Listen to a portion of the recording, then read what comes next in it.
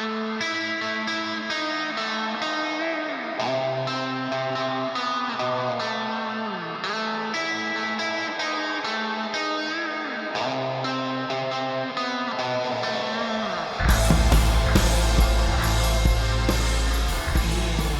not gonna.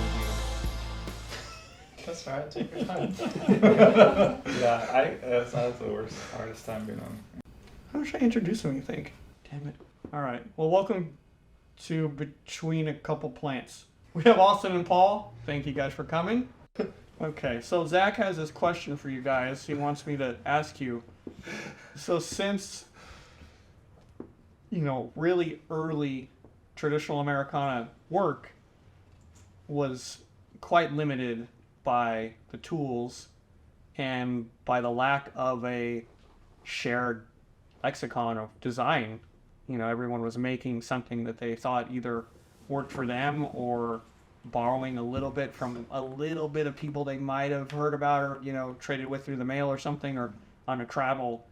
How do you find that doing that style of work, a very stripped down Americana work, now with the juxtaposition of having every tool in the tattoo world at your disposal, at your fingertips, relatively speaking? We're talking from any kind of machine you want to use, the easiest machines that have ever been made to make tats with, to pre-made needles that are amazing, to pigments that are amazing.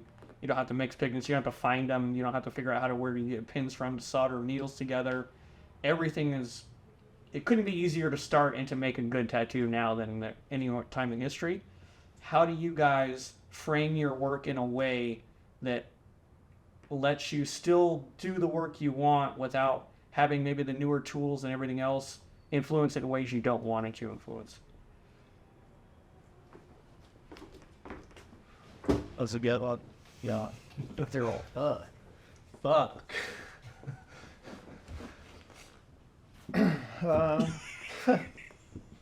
I think kind of I got into tattooing at like a pretty cool time, and it was right, there was still like I learned how to make my own needles, but it was the tail end of that.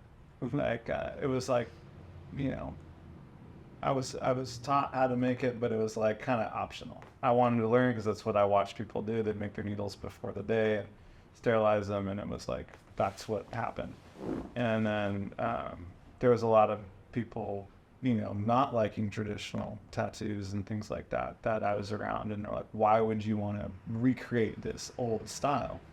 And it's just kind of the style that spoke out. Then the more I got into tattooing, the more I wanted to learn more about my tools, the more I wanted to learn more about machines, and I'd take them apart and put them back together. And it wasn't until more recently that I was able to do a better job at that. And so I like the classic tools of the trade and using those. And I've used rotaries for a few tattoos, and they work good or fine. And just kind of like a little bit of a different, wrist motion or something. It's nice. Yeah. But I think I do really enjoy the look of what it is and the tools that are used. And it's like I've been using the same black since I started, and it's still is fine. It's still in there.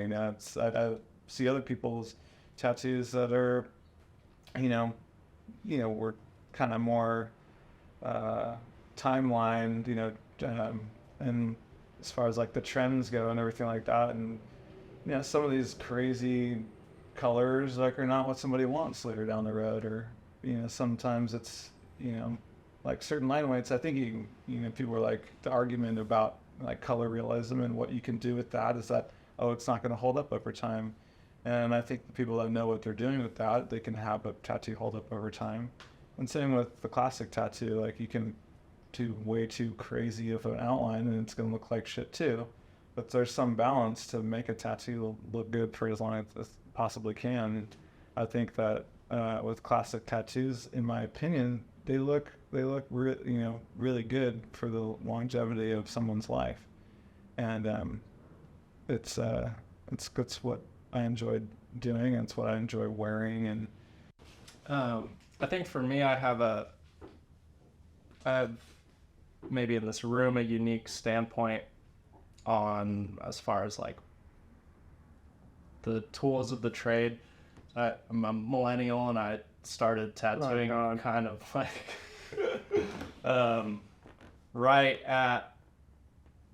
right before social media tools and kind of like the more widespread supply of rotaries, and even like there was still pre-made needles, but the guy that taught me to tattoo, like, we didn't have a stencil machine, like we didn't have like we weren't using disposable tubes as a lot of people are now, like just autoclave, like got taught how to make needles just so that I knew how. I wasn't allowed to use, which this was like just specific to my apprenticeship, I wasn't allowed to use a lot of reference, or certain reference was supposed to like draw stuff out of my head. And all of those things made tattooing like so difficult. It was more of a process just to like get a tattoo ready than it was to actually like do the tattoo. And the machines I was using were like not for large needle groupings and not for packing color or black, and I wanted to do like solid stuff but was using the wrong tools. So for me, as far as picking my tools, it's like selfishly in some sense, like just for ease. Like I enjoy that it doesn't have to be so goddamn hard to do a tattoo now, like as far as having rotaries or like an insane amount of reference like digitally at the tip of your fingers, or able to draw on paper or an iPad, like if you're on a plane or like somewhere that it's not convenient to have all of your tools with you. But I'm constantly like trying to try the new thing to see if it makes it even easier than it is. But as I touched on earlier, I try to deliver like an undeniably good product. So I don't like to veer too far from what works for me. Because if I use like this needle on this machine, set at this setting and draw things this way, use this type of stencil things, and it heals good and the customer is happy, and I want to be able to deliver that consistency, 3 to 5 times a day, 5 to 6 days a week, so that everybody is happy. I find switching things too often, there's a lot more inconsistencies, and people are paying top dollar nowadays for a tattoo. They deserve like the best tattoo possible. So you've been making machines for how long? Have you been making machines, Paul?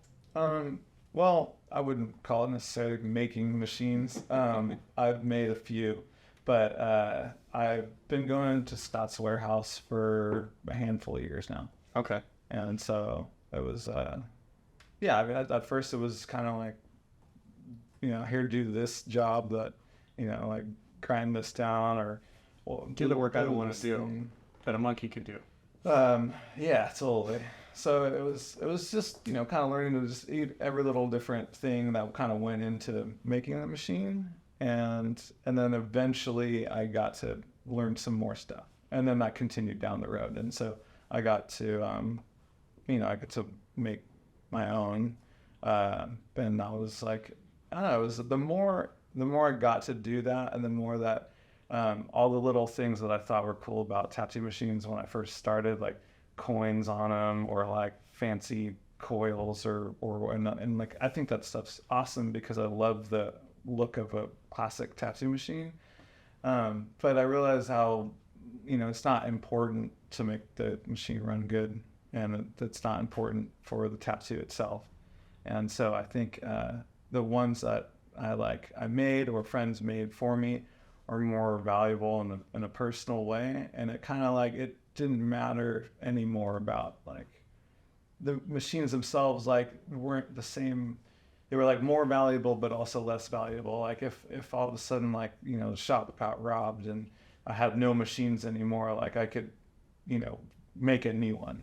And I think that was like a really cool thing to know how to do. And I felt like that was really like valuable and special thing to have learned. Yeah, that's really fortunate because Scott makes really great machines, and we know that Scott makes amazing tattoos. Like his technique in tattooing it looks so effortless and it's so nice. Yeah. And obviously some of that's just his natural ability, and some of it's going to be from his machine making ability too. You know, his machines are great. So having learned from him and then knowing how to build them now, how has that changed the way that or has it changed the way that you work?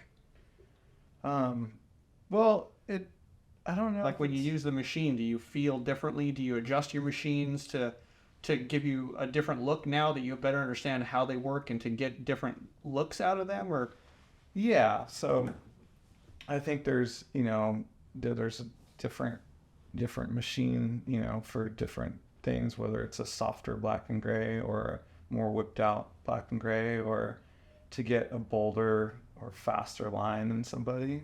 So some of the shaders and stuff will definitely adjust in a way where I can get the desired look of a tattoo.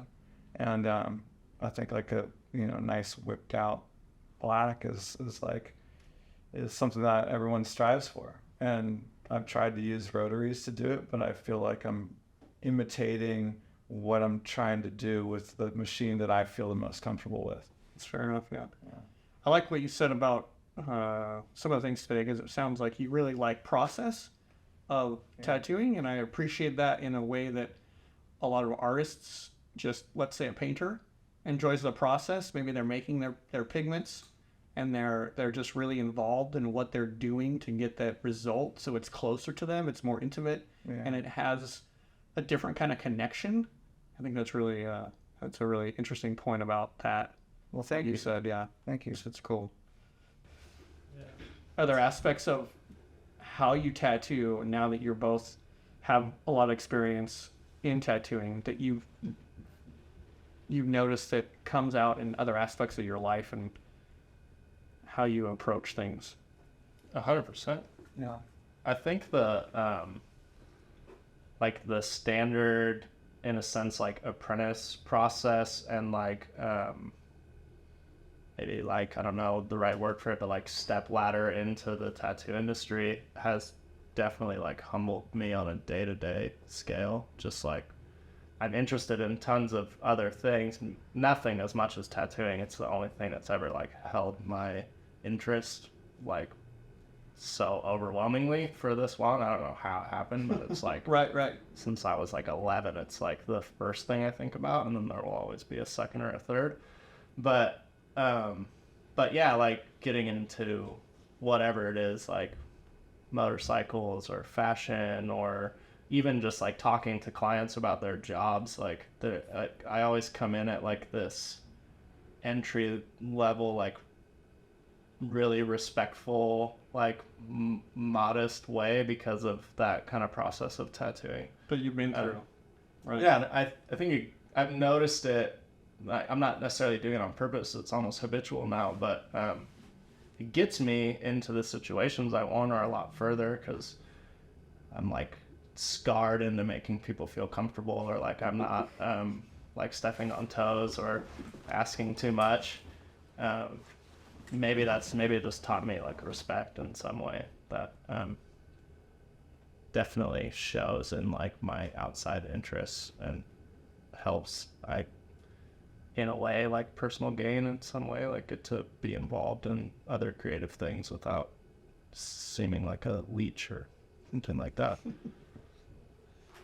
Yeah, I think the dedication aspect of tattooing, you have to do a good job, you have to dedicate yourself, and you do talk about respect, and you respect the thing that you're doing, and you put a lot of hard work into it, and you do take those, like there are those steps of beginning to your everlasting learning process through this. And I think for like personally being able to learn how to tattoo and to continue tattooing, it's given me confidence to do other things, and I've been able to you having to learn to dedicate yourself to something, and it takes hard work to to get to do something else, like whatever it is. You know, if it's Right. it's motorcycles or a T-shirt design, that's different than the tattoo. Like all designing is different.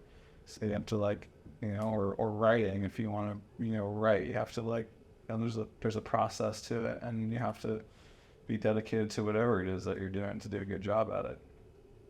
I think in a way it's also kept me from doing things, like knowing how much work goes into something. When a guy started like a neon sign apprenticeship at one point, and in my head I had this idea of like it being a little more intuitive than it was. And once I got into it, I realized like, wow, people that are really good at this put in like X amount of time, and I don't have that much time. Like I put that into my work now, and Right. my clothing company, and also my mental health and happiness. Like I don't have enough time to be as good at this as I want to be, so I'm just gonna step out. Yeah, And I've noticed it does the same. I do the same thing. Yeah. I use it as a barometer. I'm like I'm not gonna. I don't have the time to do that. I can't do that. Yeah. How could I do that? And then I'm like, the result I want, forget it. To Yeah. get the result I want, I'm gonna have to do this many hours. Yeah. Like whatever, 10,000 hours, 5,000 hours. And I think about, okay, I was completely obsessed with tattooing, and it still took me X amount of years to even fucking kind of get a hold of it. Yeah. And then I think about the other thing. I'm like, forget it. Like. Well, that's the thing, because now it's like, what do I quit tattooing to do this? To do a good, Like, to no, do I'm good not neon gonna do signs, that. right? Like, can I figure out how to do a good neon sign after 5 years of not tattooing and only dedicated to sign making? Yeah. Probably, but yeah, like it's gonna take all of that. Yeah, exactly. Yeah, so it definitely keeps my interests at an entry level.